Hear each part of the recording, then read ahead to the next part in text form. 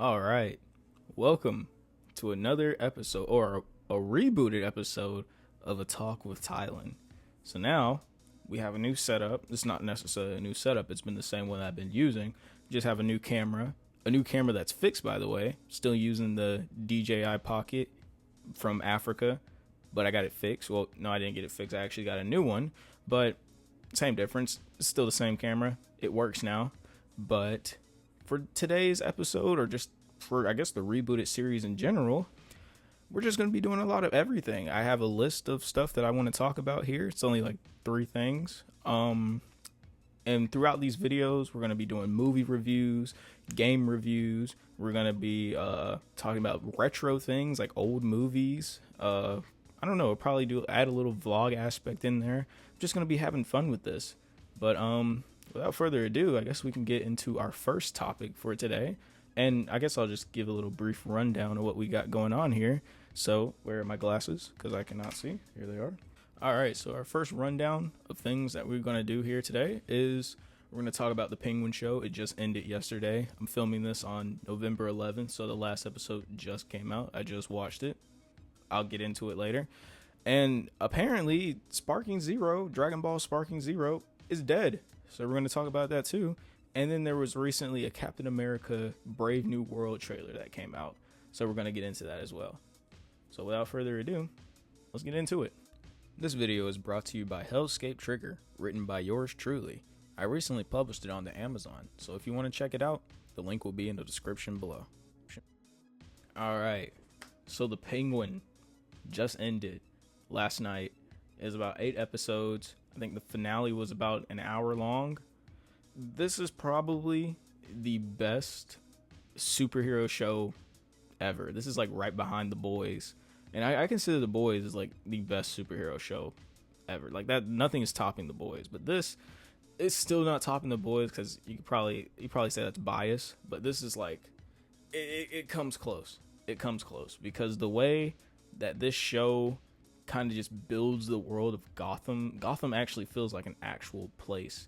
And the fact that they're able to basically pull a Star Wars, where Star Wars is like you have this big continuous world, or just this overall arcing world with the same sort of fundamentals, but you can add different genres into it, if that makes sense. Like I'll give an example, like The Mandalorian. The Mandalorian's sort of like, well, before it became like Grogu the show, it was more of like a Western. You have a gritty war film with Rogue One.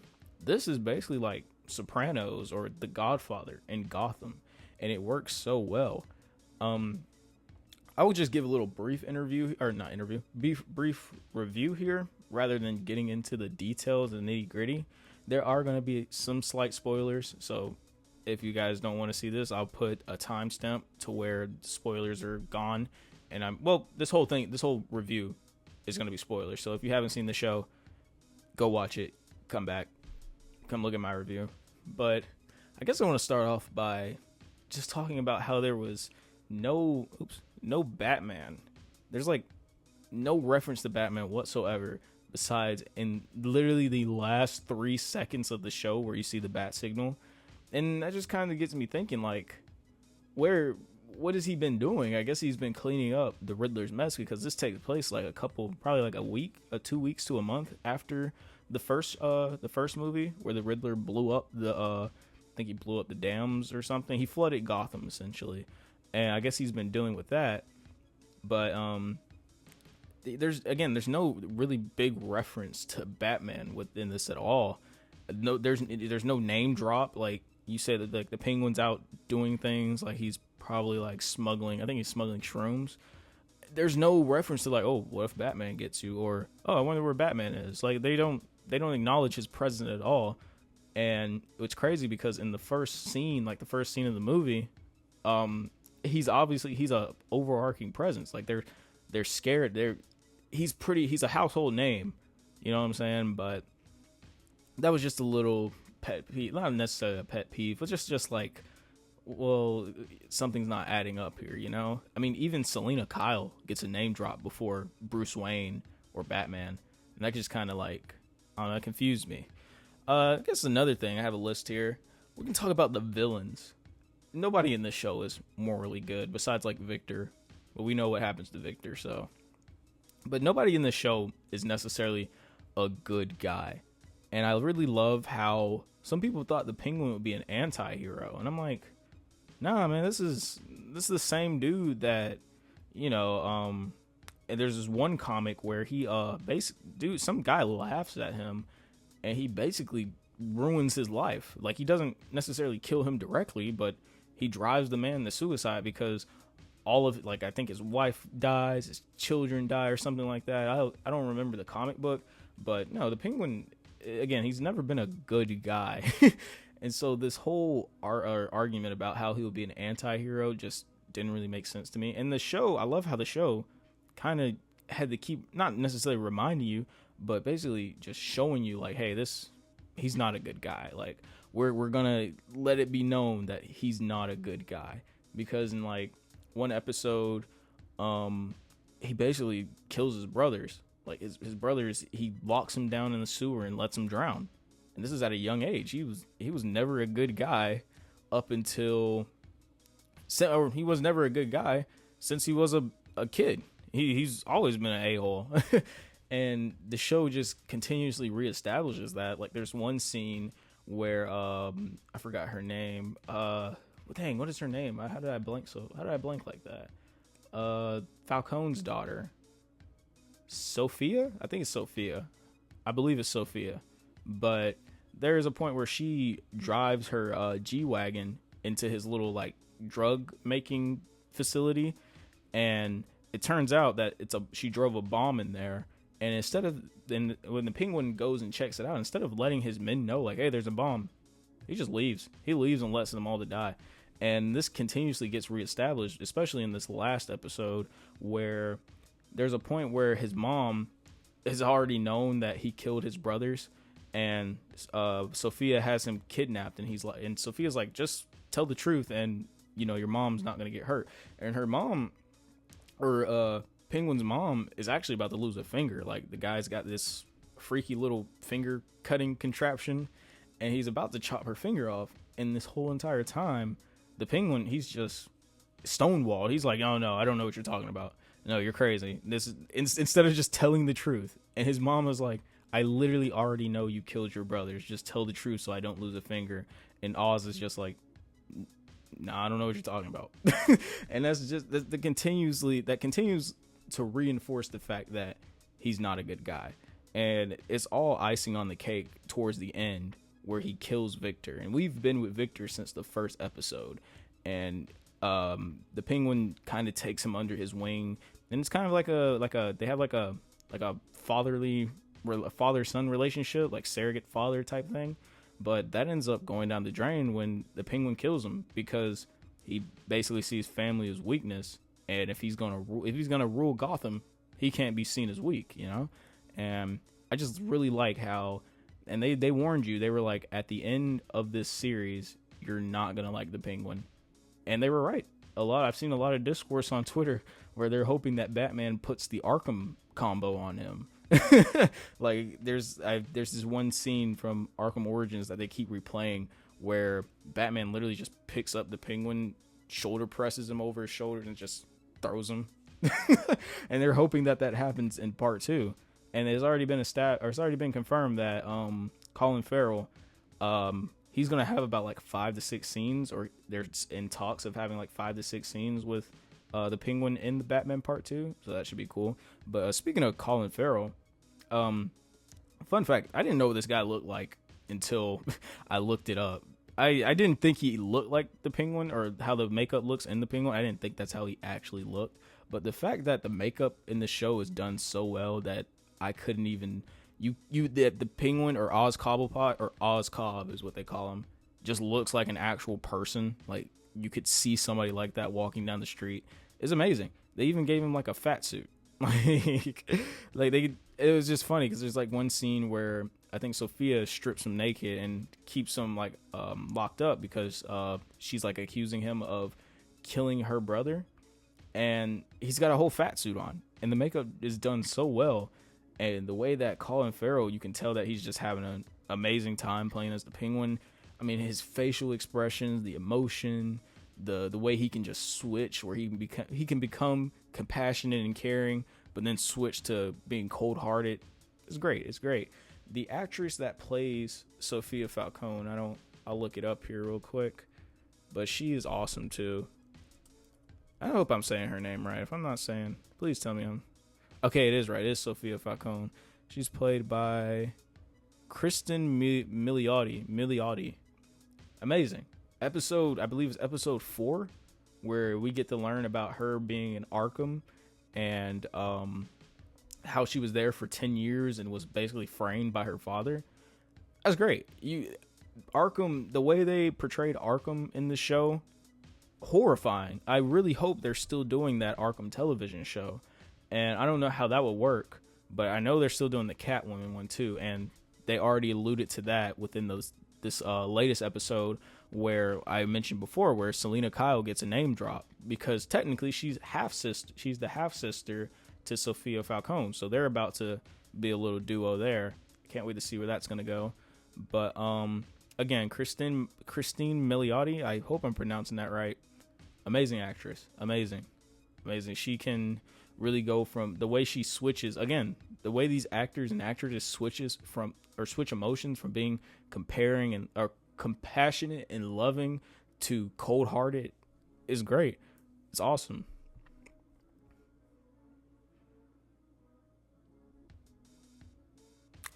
So one thing that I was really confused about, and they never really like established, which I'm like, I mean, I guess going back to it, you can really see like, or you can just put two and two together. I guess it's for audience interpretation, but like the way the relationship between Oswald Cobblepot and his or is Oz Cobb, I keep saying Cobblepot, I'll just call him the Penguin, but the relationship between the Penguin and his mom is strange. Like even at the ending where Oz gets one of his girls to dress up as his mom and dance with him and basically tell him everything that he wants to hear, that just goes to show that this is a sick man. An extremely sick man. And I literally love in this show how he yearns for validation. Like even after Mr. Krabs, I believe his name is Clancy Brown. Let me look that up because I don't want to get that wrong. Yeah, Clancy Brown. His character dies of a heart attack, and the Penguin's just like, no, you need to look at me and know that I beat you. But technically he didn't beat him. And the fact that he starts ranting to his dead body for reassurance, for his own reassurance that like, yeah, I'm the man. I did that. That's great. That's really great. I love those little slight details that they added within the show.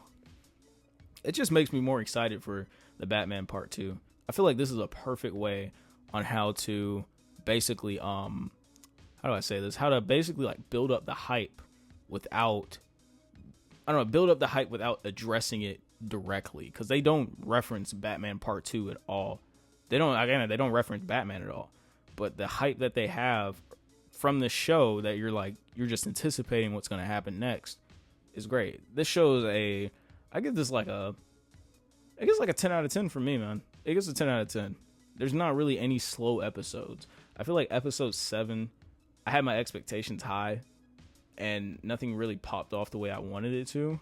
So I guess that's a low point, but that's on me, because just don't go in expecting anything, you know? But again, this show is great. The world building's great. I love how the Penguin is a villain from beginning to end. He's just a villain with layers. He's not just a complete a-hole.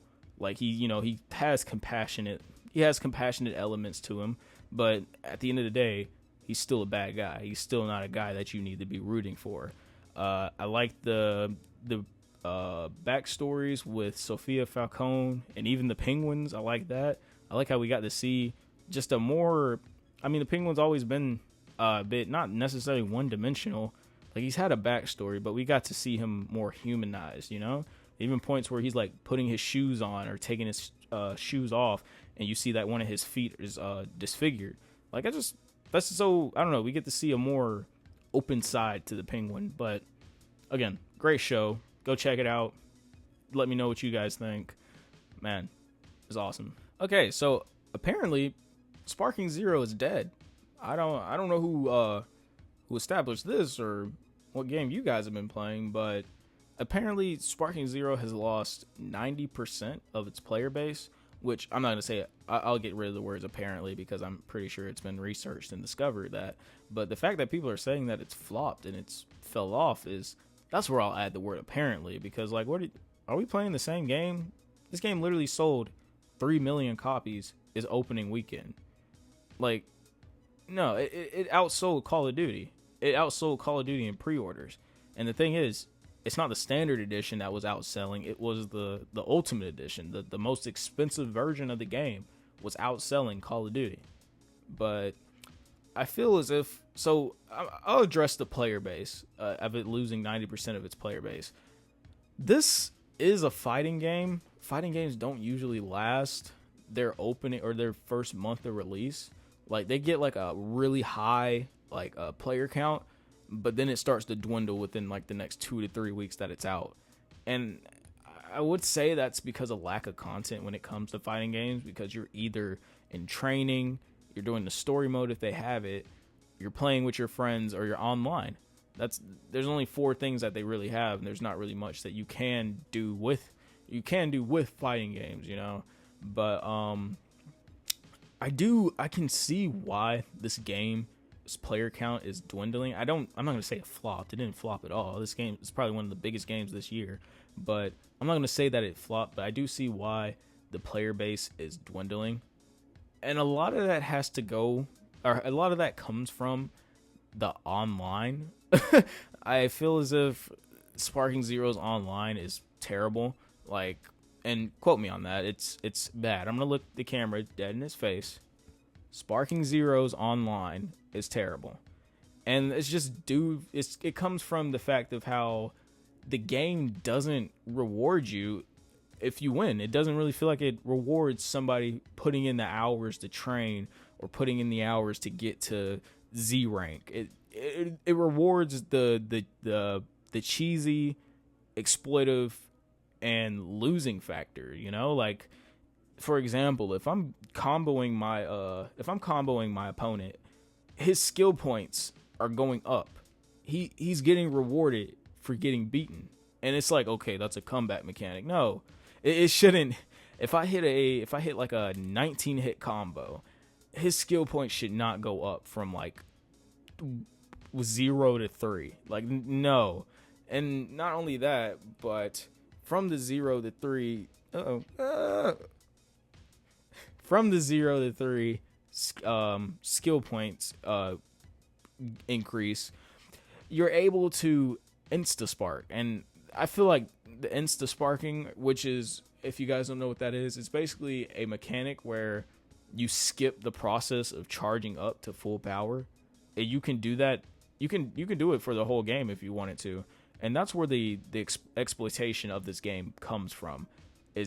I feel like it's that right there.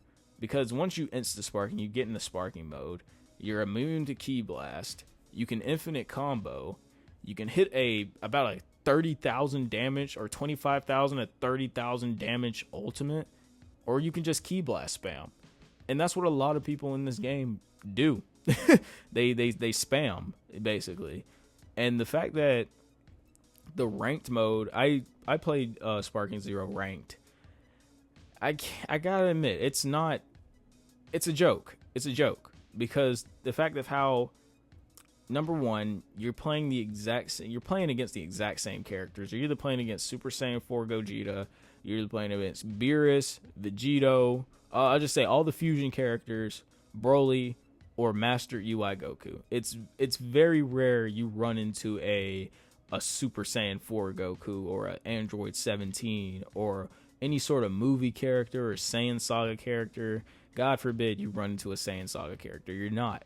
You're literally not, because it's just the power scaling in this game is so just wonky. You're either going to run into a super character or you're just going to run into a fusion. That's literally it. That's it. I've yet to run into somebody that's actually, I don't know, that actually takes the game for what it is. Because me, I rarely play as super characters because I didn't really grow up playing. I didn't grow up watching Super. Super was already out in the thing by the time I was in high school. But what I grew up watching was Dragon Ball, Dragon Ball Z, Dragon Ball GT, and that was all in Budokai Tenkaichi 3. So I play as the Z characters and the GT characters because I'm like, that's my how do I say it? That's what I grew up with. That's my I don't know the word I was trying to say, but you guys get it. So I only play as those characters. I rarely bring out any sort of super character, like I said. But again, like before, the ultimate move spam is insane. I remember I got insta sparked back to back in super big bang Kamehameha back to back. It's not fun. And then another thing, people leaving. I don't know why the game doesn't have a automatic best 2 out of 3 or mechanic like they do with Mortal Kombat 1, or I believe Street Fighter even does it, where it's if you get into a rank match, you play 2 to 3 out of game. You take 2 to 3 out of games. You play about 2 to 3 games. If I win one, we run it back. If you win one, we run it back. We do a rubber match to figure out who wins the whole series. This game, if you win one ranked game, you can just leave. You can exploit your way to Z rank if you wanted to.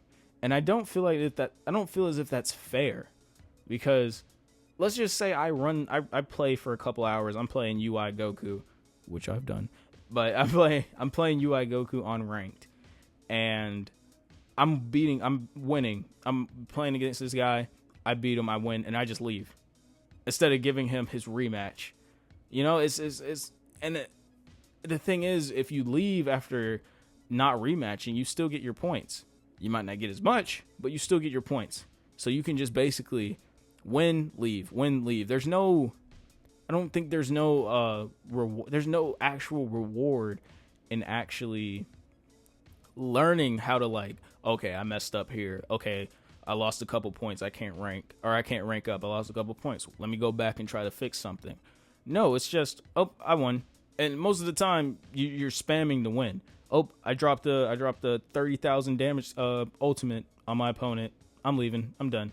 Literally I play one-on-ones too, so single battle online or ranked mode is just who can pop off their ultimate first. That's literally it. There's no actual skill that actually goes into this game for real, because it rewards the losing player. And I guess that's just the art of the comeback mechanics and stuff, but it doesn't necessarily hit right for me, especially with controller delay and stuff too. Like I haven't even gotten into controller delay, but if you have if your bars are in the orange, don't play this game. Because for some reason they're just like, oh, you're lagging, you can't play. I play on a LAN cable. I don't have this problem, but sometimes I'll be going against either my friend or I'll be going against somebody online, and once the lag hits, you are unable to do anything. You can't get off ultimates. If you try to do a combo, it's not going to register. I've literally tried to grab somebody online. I'm mashing R1 and square, right? My character's just standing there. Not to mention the fact of how, let's say I do pop off an ultimate and I'm in the insta spark and I get him into a combo and kick him away, and I want to follow it up with an ultimate. Prepare to be doing this for about 2 seconds, because the game doesn't want to register the fact that you are trying to pop off your ultimate. Your character will stand there and start doing the pairing animation. And I tell you, when those 1 to 2 seconds are so crucial when it comes to this, because let's say I do pop off my ultimate and it takes about 1 to 2 seconds to do. Your opponent can recover. Let's hope he's good at the game and he can recover, because he can. And I just don't think that should be happening in an online ranked game where wins and losses actually matter. For me personally, I stopped playing ranked just because of how toxic and exploitive and tedious it is. I just play against the CPU on the hardest difficulty and I have an absolute blast. But again, even some of the mechanics in the game are a bit broken. Revenge counters don't work, especially, and again, I was bringing up the lag. If you were lagging and you try to hit a revenge counter, just give up. Actually, if you're lagging and you try to counter anything, just give up. The game's not going to register it. If you try, you can't vanish if you're lagging. Can't vanish at all. Game won't register. And what's crazy is like, Xenoverse doesn't have this problem. Jump Force didn't have this problem. I'd argue that Jump Force had a better rank mode than Sparking Zero. Jump Force had a better rank mode than Sparking Zero. Especially when it came to popping off ultimates. Like, the thing is, okay, so I understand in some aspects, like especially with super moves, if you want to follow up a combo, or if you want to follow up after a combo with the super move, you have to wait a second. You might want to just hold R1, or I'm sorry, hold R2, and then press whatever button the super move that you're trying to hit. You have to wait a couple seconds. I don't feel as if that should be a thing in this fast-paced game. Like this, something that I had to get used to while playing this is that you can't button mash. You can't go square, square, square, square, square, square, X. You can't do this. You can't. It plays like Mortal Kombat. Mortal Kombat, you have to be more tedious with your button inputs so you can hit off the moves or hit off a special combo or something. Mortal Kombat's very slow paced. You can see the hits when you press square. The hitbox and the impact and the frames react to the button that you're pressing. This game doesn't. You have characters that are hitting extremely fast, like Full Power Jiren. He hits really fast. You have I don't really know any, like Dispo, UI Goku. This is a fast-paced game. So obviously, I'm gonna be hitting with, or how do I explain it? I'm gonna be pressing the buttons to what I'm reacting to. Does that make sense? If my character is gonna be hitting his opponent really fast, I'm gonna be pressing my buttons really fast. You can't do that here, which is like, it kind of throws you off a little bit, especially when you do follow up a combo, right, with the super move, and you want to mash, like I know Super Goku's his rush attack is R2 triangle. Let's say I do want to do that, it's not gonna work. Or after I hit a combo and I do want to do that, and I'm hitting one of this, I'm doing that, it's not gonna work. You'll either keep on doing the vanish hits, or you'll fire a key blast. I don't think that's that ruins the flow of gameplay, especially with this fast-paced game. Like, if I am mashing this over and over and over again, I feel as if everything should override and I should just go straight into a super, just like Jump Force does. Jump Force, I remember a good setup was like square, square, square, triangle, triangle, super move. If I go boom, boom, boom, boom, boom, boom, I'm already in the ultimate. I already hit off my little five hit combo into an ultimate. Boom. This game, it's square, square, square, square, triangle, triangle, triangle, triangle, boom. Oh, he didn't do it? Okay, let's try it again. Oh, he didn't do it? Okay. Oh, see? and then it'll pop off as soon as the opponent's on the ground and he's no longer in the knockback animation. So, if your opponent is decent at the game, because I feel like everybody can vanish a super move, if he's decent at the game, your super move just got vanished, you lost your key. So I feel as if this game, I see why this game is losing its player base, because there's a lot of bull crap going on in it. And I love the game. This is probably one of my favorite games that I've played in a while. That's the only game I've been playing for a while now. But that is actually, now that I think about it, it's actually been a month since it released. It's been a month, and it's already lost 90% of its player base. I think that says something. I feel like some of the characters should get a nerf. I mean, you don't have to completely axe them, but like some of their aspects need to get nerfed. Like, you don't need to nerf Broly's key blast spam. I don't really think that's a bad thing. I feel as if one thing that should get nerfed is the insta spark. You should only be able to insta spark once per game, because it's not even accurate to the show. When have you seen Goku just launch spirit bombs, Hail Mary spirit bombs? Or when have you seen Gogeta just Big Bang Kamehameha on command, just anytime he wants to? That, I think you should really nerf the insta sparks. And also another thing, the repetitive vanish battles. If you're going against somebody that's, again, decent at the game and you're pretty good too, prepare to be in these vanish battles for about 2 minutes, depending on how high your key is. Because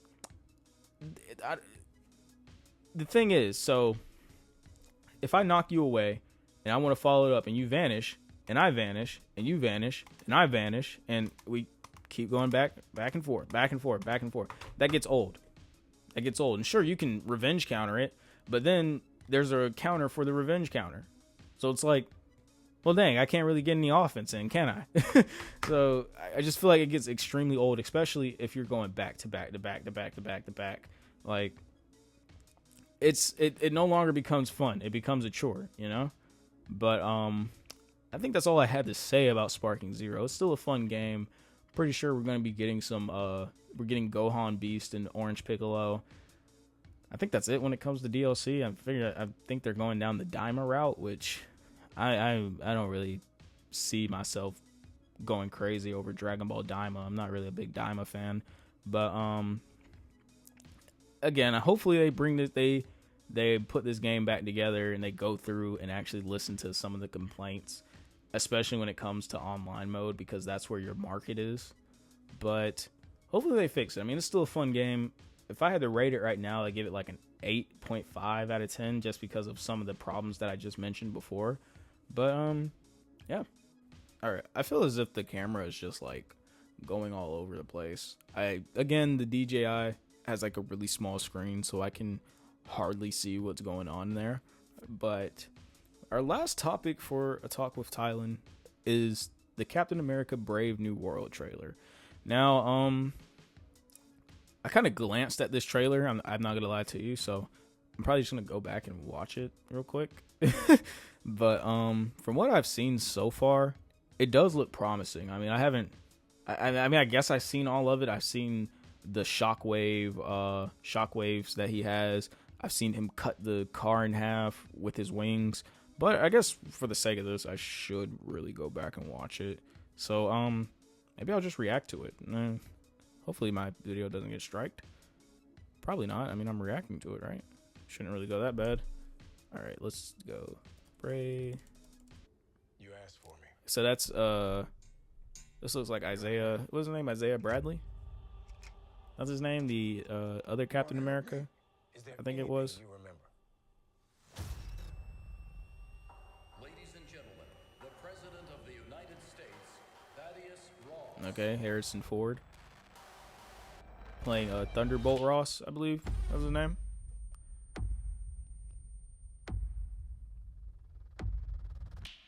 Whatever this is, Cap. See, the movie already looks pretty promising. I can't lie. It looks super promising. What do we know? It's reminding me of the Winter Soldier. It definitely is. I love this ground. I love when Marvel takes the more grounded route and doesn't really try to implement a whole bunch of multiverse and intergalactic elements. I just love when how they're sticking to, like, I don't know, just again, it reminds me of the Winter Soldier where it's more government based. Oh my goodness. Is that a nanotech helmet? Oh my god. Oh, there it is. See, that's what I saw right there. We're on the brink of war. Okay. I can't trust anyone. I really want to see some nice cinematography too. I feel like Marvel is really missing some aspects of cinematography. Where it's I want to see some more wide shots, maybe one takes. Just be more creative with it. Oh, he's bouncing his. Oh my goodness. Anthony Mackie. Someone's pulling the strings on everything. So I've seen something like, I think that was Seth Rollins right there, but I think he just confirmed that he's not in this film anymore, which sucks. Unless he's lying. Yeah, he's a word. Oh, there's the Celestial Hand. Okay, so they're addressing that. You like to play dress up and blindly execute the state's orders. Don't say I didn't warn you. What if this is a trap? You don't Okay. even know what this is. That's when he's transforming. Okay. I think this is not our first time seeing it. I remember seeing it at D23. But this looks great. This movie really looks promising, man. I don't know how Sam Wilson's going to take on the Hulk, but hey. See, this is the scene I saw right here. Yep, he's going to cut the car in half. Oh, yeah. Oh, yeah. Okay. All right, I guess we can talk about it real quick. Now that it's here. But again, like I've said before, this movie looks extremely promising. I have nothing bad to say about it. The CGI, I mean, it looks a bit wonky, but you can't really judge the CGI based off a trailer. Wait until the movie comes out. But Marvel has had a really interesting track record when it comes to CGI, but don't worry about that. Excuse me. But I think one thing I don't like, nanotech helmets. I feel like I miss the creative ways that helmets used to come off. Like Scott Lang's, where his used to just pop off. Iron Man's, where his shield or his face mask would raise up. The nanotech helmet, I feel like it's outplayed. How does everybody have access to nanotech, especially Sam Wilson? I think his should just pop off, or he should just take it off. I just feel like it's more of a grounded, realistic approach. But like I said before, this movie reminds me of The Winter Soldier a lot, and I really do enjoy the again, like I said while reacting to it, the grounded aspects of this movie. I guess I'll need more information or I guess I need more on what to see, but right now it does look promising. It doesn't come out until February, so we might get another trailer. We might get more, or maybe like a first 5 minutes or something. But Marvel, so you had Deadpool, you had X-Men 97 this year. You had X-Men 97, that was a banger. You had Deadpool and Wolverine, that was a banger. You had, what else came out? I think that was it. I want to say, like, what is this, Phase 5? Phase 5? What else came out during Phase 5 that just banged? It was like a straight banger. I don't know. Marvel needs to they need to get 5 good projects going. Deadpool and Wolverine, amazing. X-Men 97, amazing. Agatha, I don't care about Agatha. I know Echo flopped too.